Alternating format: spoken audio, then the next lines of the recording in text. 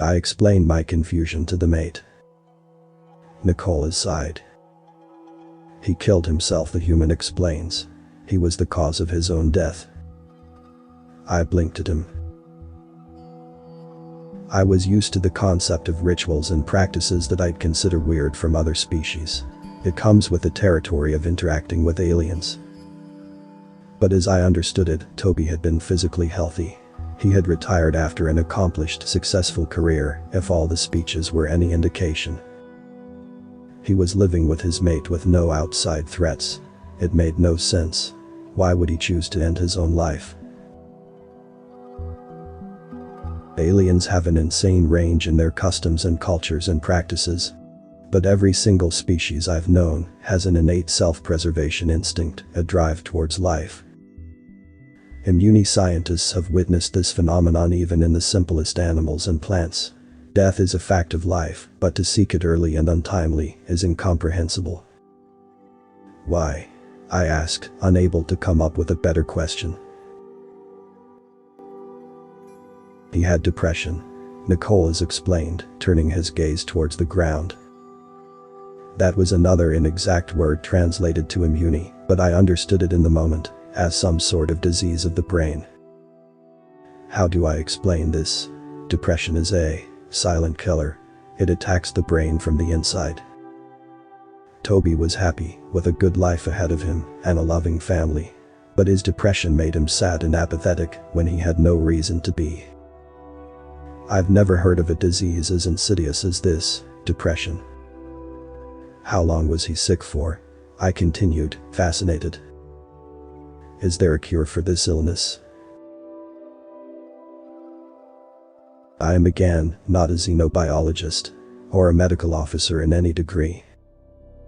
I wouldn't even be able to perform a basic tendrilectomy. But our doctors have found cures to most physical ailments by this point in time. It's my understanding that most warp-capable species, especially those in the Union, are equally medically advanced. Toby got diagnosed around his teenage years, so his whole life basically. Nicholas shook his head quietly. And, no. There are treatments and medicine that can be taken to manage depression, though it's a lifelong illness and there's no singular perfect cure that can get rid of it forever. Nicholas' explanation had shocked me to the core. It had gone against everything I had previously known. How had Toby worked while that cripplingly ill? How had he contributed to his society? How had he taken a mate, the greatest joy of all, while feeling uncontrollably miserable? How had I met Toby, my companion, my friend, a healthy and young and bright student, just as I was, and not known of his disease? My people don't even torture traitors or criminals, we kill them. To prolong their suffering is seen as unjust. Every day Toby lived must have been agonizing. He existed in a state of permanent torture, continually defeated in a battle against his own body. And yet, Toby had continued on regardless. Nicholas' shoulders slumped forward at my long pause. I know, it's terrible. I'm sorry you have to hear this from me, he said weakly, wiping at his face with his own hands. He must have been crying once again. It's been so awful telling everyone that Toby had finally given up, that he lost the battle against his depression for good. No. I shook my head roughly, mimicking Nicholas' action for dismissal. He did not give up, I refuted furiously. We are impassioned people, of course. Nicholas seemed a little shocked, and I had hoped I wasn't scaring him off, but I had to say my piece. Lying is the worst crime any immune can do. He was battling the fiercest enemy a warrior could, an unrelenting enemy with no sign of hope or rest or salvation. So, he did not give up. We do not say that for any of our fallen warriors in battle. Death is inevitable, and not an act to be remorseful over.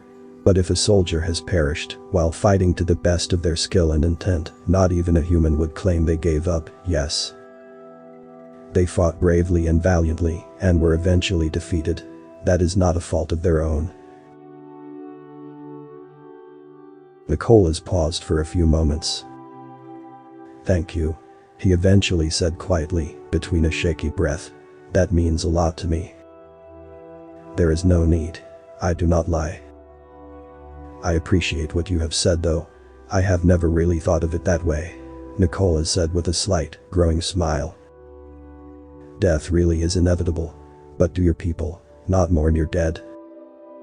"Sorry, I've never met another immune before." Note: humans spend an unnecessary part of their time alive, apologizing. "We do not," I affirmed. "Death is seen as a natural part of life and nothing to take note of." I paused.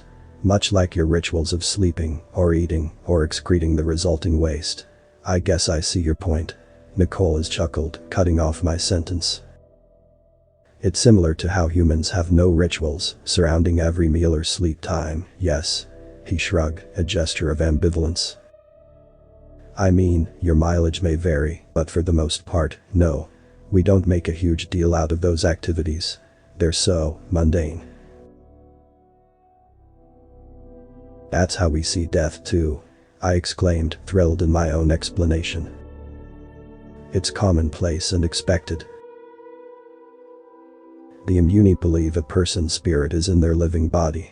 When they die, we will harvest their organs and dispose of the rest. When their spirit is gone, the remaining body is just a husk after all, and useless to mourn over. But the relationships that person formed and shared memories they've created will continue to live on permanently in the spirits of the ones they loved.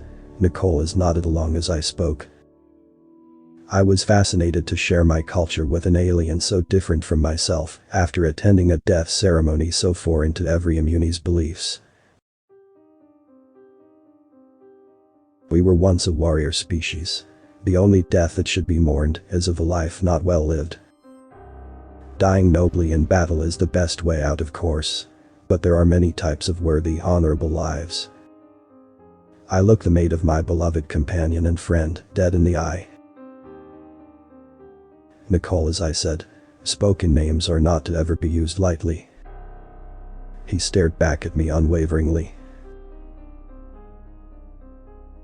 "I am an immune warrior general, and I have held that position for nearly 20 turns," I had explained to my host finally, passionate in every word. "I well understand the feeling of battling an unbeatable opponent. Toby has fought long and hard against mental illness, a terrible and invisible enemy who never tired and never grew weak. I have fought in dozens of battles, alongside nearly 500 soldiers. I have known all by their name, and most by their stories. But I have never once, in decades of war, met another spirit as strong or unrelenting as Toby's. Your mate is the bravest warrior I know. To this date, I still have much I do not know about xenobiology and the terrible incurable illnesses humans face. I know even less about alien death practices and rituals. I could only hope to share the immune experience of death during my visit, and hopefully lay comfort to the mourning spirit of Nicholas, the mate of my dear human friend Toby. However, this transmission marks my experience attending a peculiar human event, the death ceremony, or funeral. I hope to one day return to Earth and learn more about the fascinating, unusual, and surprisingly resilient lives of the human species. Signed off. May the Imperial Council be with you. General Makel, Adjunct 1038. Author's name and the link to original text is in the description.